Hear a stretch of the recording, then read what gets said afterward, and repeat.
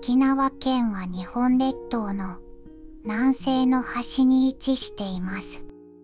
最大面積を誇る沖縄本島を中心に、宮古島や石垣島などの150以上の島々から構成されています。そのうち47の島々に人々が住んでいます。面積は2281平方キロメートル。香川県、大阪府、東京都に次いで日本全国で4番目に小さい県です。2024年現在、人口は約146万人です。沖縄は暖かく、穏やかな気候で、真冬でも10度以下になることがほとんどありません。年平均気温 23.1 度と1年を通して温暖で国内屈指のリゾート地としても人気です。春から夏にかけては比較的雨量が多く、夏から秋には熱帯低気圧の通り道となって毎年数回台風が来襲します。のんびりとした時間が流れる島々では様々な文化が発展しています。各島での祭りは多種多様です。祭りは地元民の楽しみとなっています。また、観光で訪れた人も楽しませてくれます。歴史。沖縄は琉球と呼ばれた一つの国でした。1429年、庄橋という人物が様々な勢力を一国にまとめました。首里城は1429年から1879年まで琉球王国の国王の城として栄えました。首里城王国の中心とした琉球は中国や日本、アジアの国々と交流していました。その時、多くの品物の売買を行っていたのです。その頃の那覇の港は海外から運ばれたものや外国人であふれたと言われます。この時代は大交易時代と呼ばれています。1609年、琉球は薩摩藩からの侵攻を受け始めます。ちょうど日本では将軍を頂点とする江戸幕府が始まった頃でした。明治時代になると450年間続いた琉球王国はなくなり、琉球は沖縄県となりました。首里城。首里城は1429年から1879年まで琉球王国の国王の居城でした。城は琉球の政治、外交、文化の中心として栄え続けました。首里城は14世紀の末頃までには築かれていたようです。城は地形を巧みに利用して内郭と外郭に分けて築かれています。城壁は琉球石灰岩の切り石で築かれています。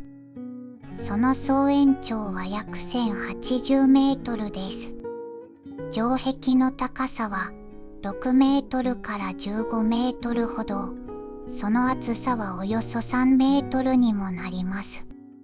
現在の首里城は復元されたものですが、鮮やかな朱色に彩られたその姿は、王国の歴史、文化を今に伝えています。沖縄のシンボルにもなっています。文化。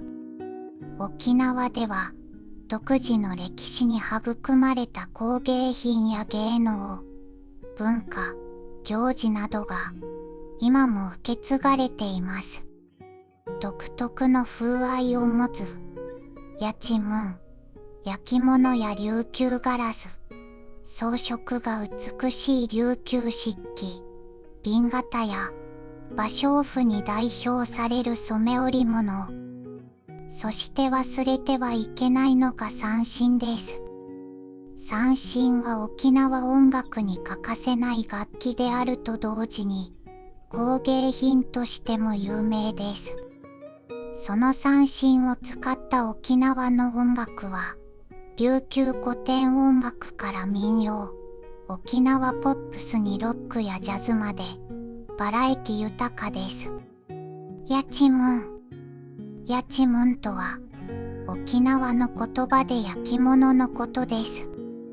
ぽってりと厚い形状に力強い絵付けがなされた器や壺は沖縄の人々の暮らしに深く根付いています。やちむんの歴史は古く、沖縄では約6600年前に土器が作られたと言われています。15世紀に入ると朝鮮、タイ、ベトナム、日本などから陶磁器を輸入するようになりました。それに伴い沖縄の製造技術も向上しました。1682年には琉球王府が県内に分散していた窯場を那覇市壺屋に統合し、これが壺屋焼きの始まりとなりました。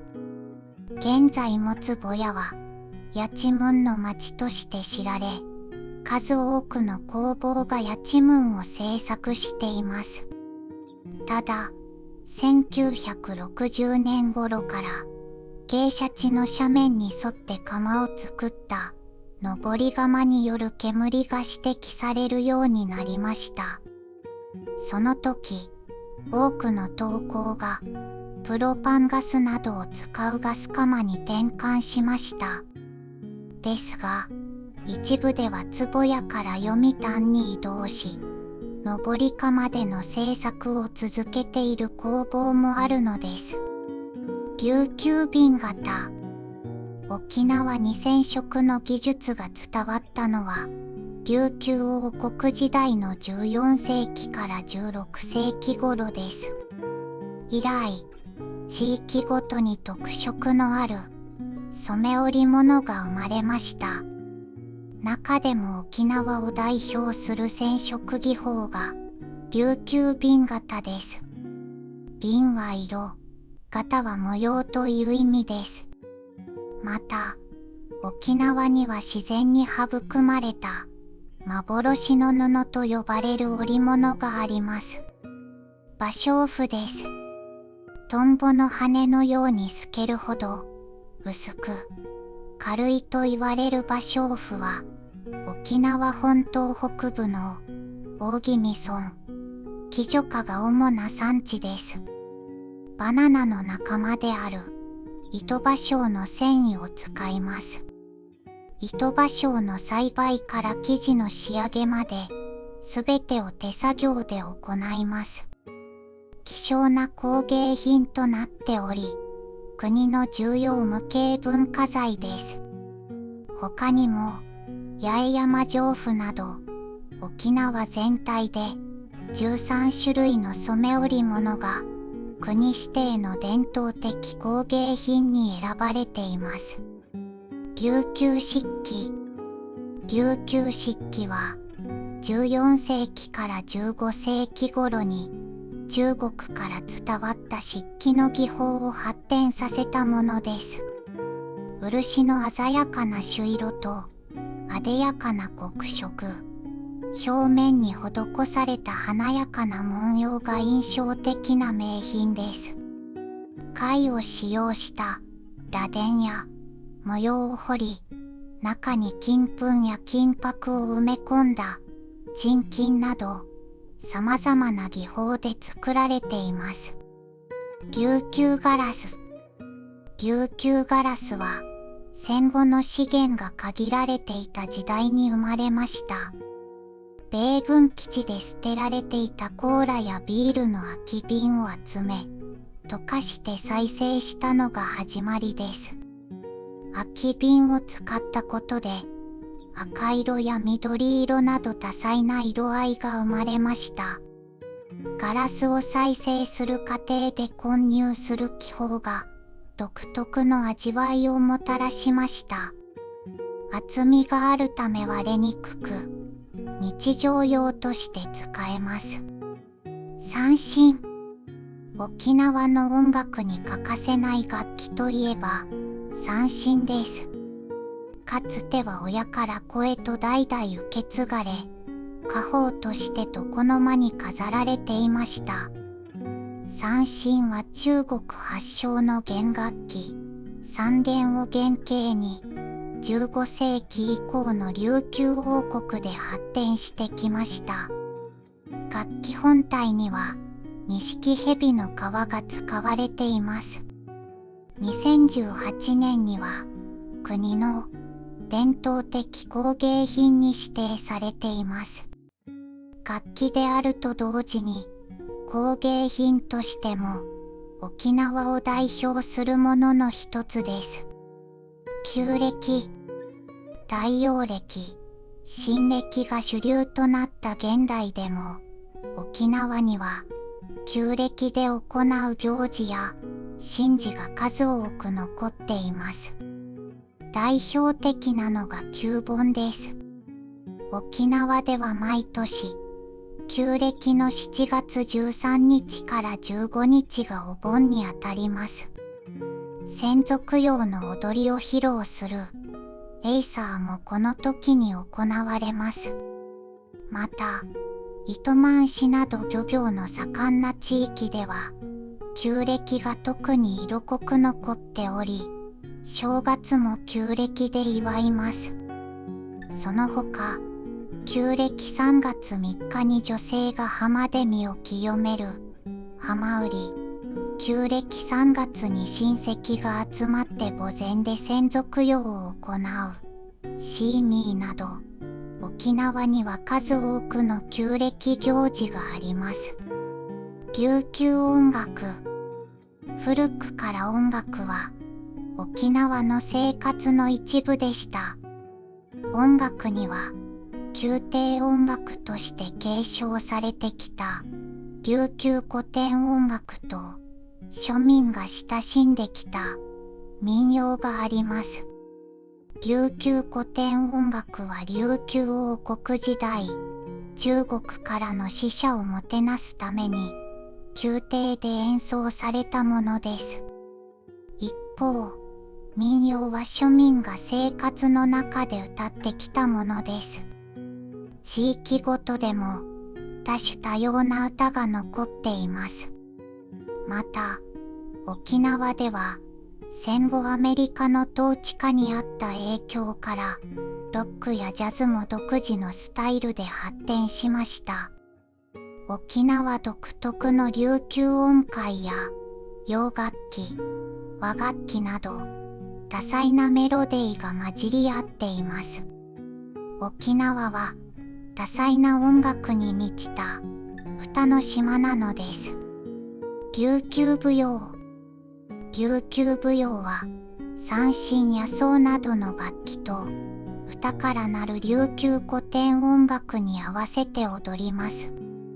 2009年に国の重要無形文化財に指定されました。主に大きく3種類に分けられます。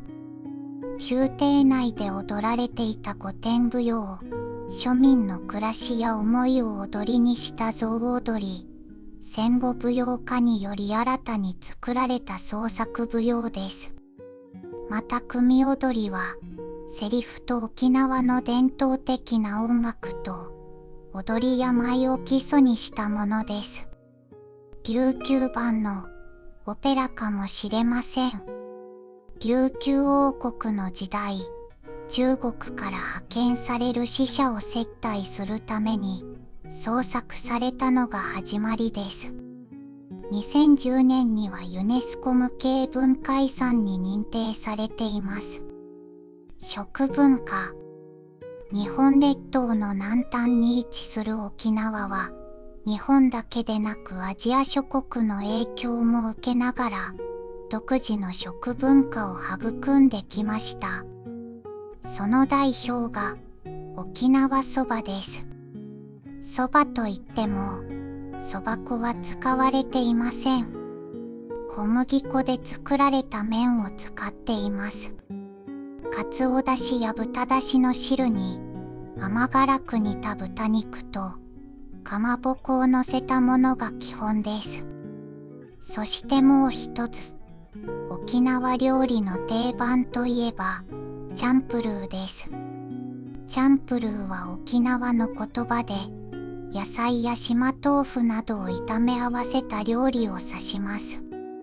その他、落花生から作るジーマーミー豆腐、プチプチ食感が楽しい海ぶどうも有名です。紅麹と泡盛で豆腐を長期間漬け込んだ豆腐用はまるでチーズです。沖縄の珍味となっています。沖縄には素材の魅力を生かした独特の一品がたくさんあります。野菜。沖縄の野菜は島野菜と呼ばれています。太陽の光や海風を受け、ミネラルも豊富です。そんな島野菜の代表格といえば、ゴーヤー、苦瓜です。ゴーヤーの苦味には食欲を増進させる効果があるとされており、ビタミン C も豊富に含まれています。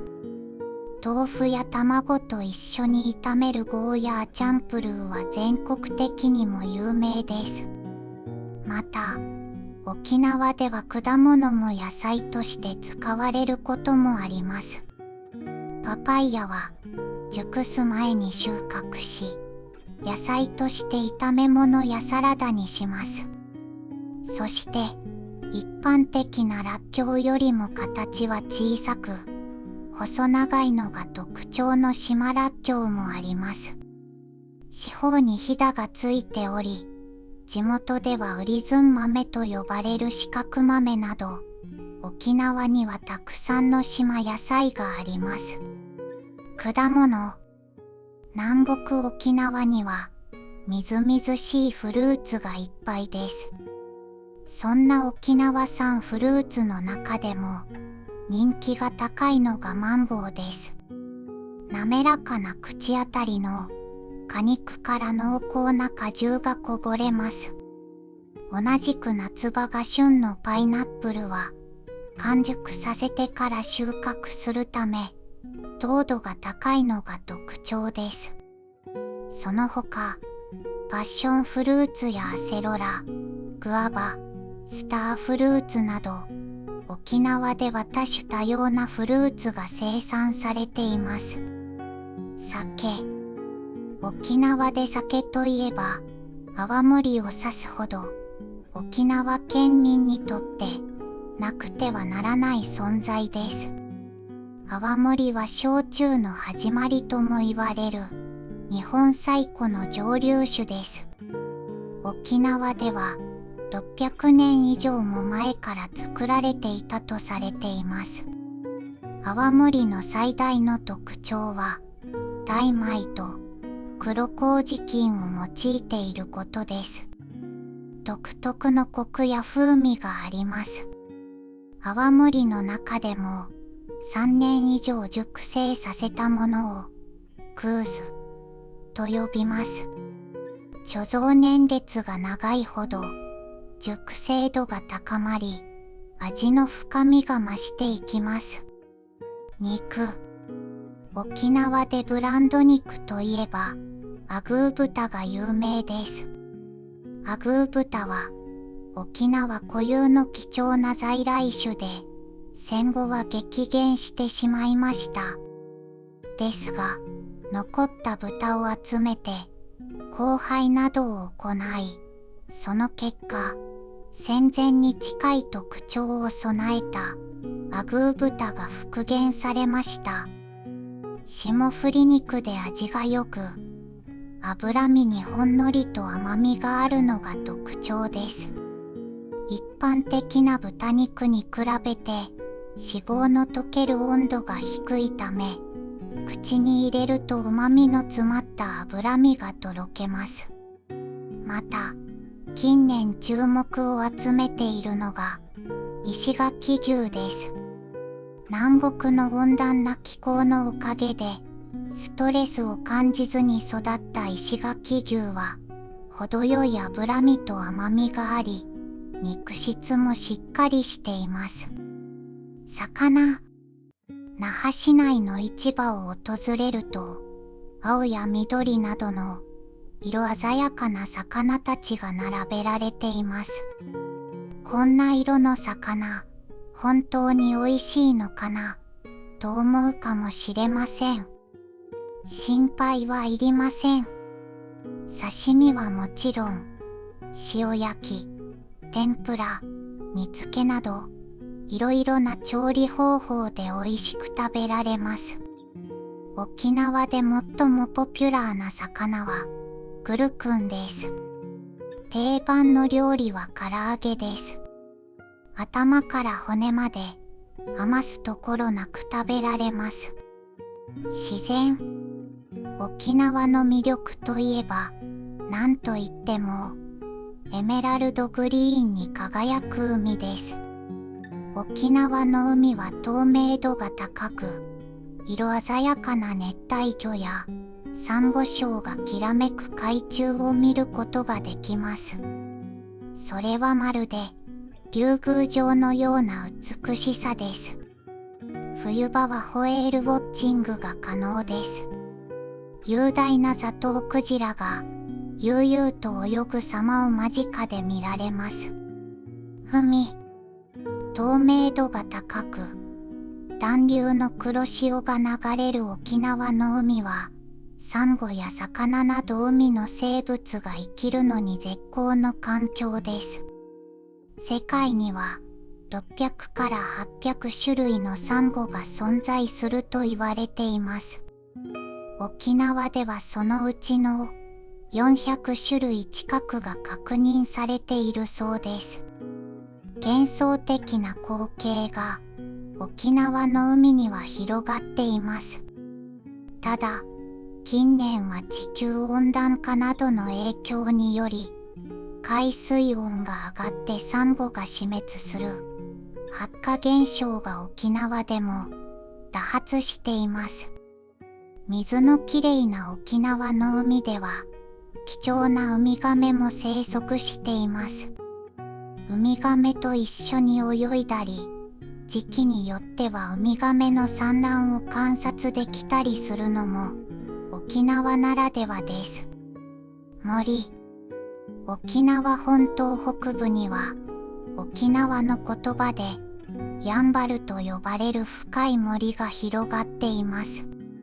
やんばるには絶滅の危機に瀕する動植物が生息しています。中でも有名なのがヤンバルクイナ。オレンジ色の長いくちばしを持ち、飛ばない鳥として知られています。また、八重山諸島の西表島には日本最大のマングローブ林が広がっています。マングローブは海水と淡水が混ざり合う川に生育する植物です。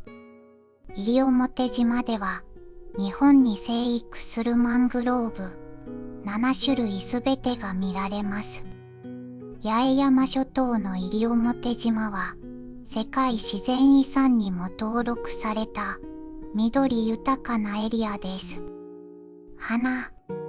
沖縄の南国イメージを華やかに彩るのが島の各地で咲き誇る花々です。中でも沖縄を象徴する花がデイゴです。沖縄県の花に指定されており、春から初夏にかけて赤い花を咲かせます。また、いかにも南国らしい花といえばハイビスカスです。沖縄の至るところで見かけます。実はその花は美しい花というだけでなく、防風林の役割も果たしています。沖縄では1月下旬から2月中旬にかけてが桜のシーズンです。沖縄の桜は寒肥桜という品種で濃いピンク色が特徴です。沖縄は日本の南西の端に位置し、青い海、青い空など豊かな自然が広がっています。琉球王国関連の遺跡も数多く世界遺産に登録されています。沖縄ならではの工芸もあり、魅力がいっぱいです。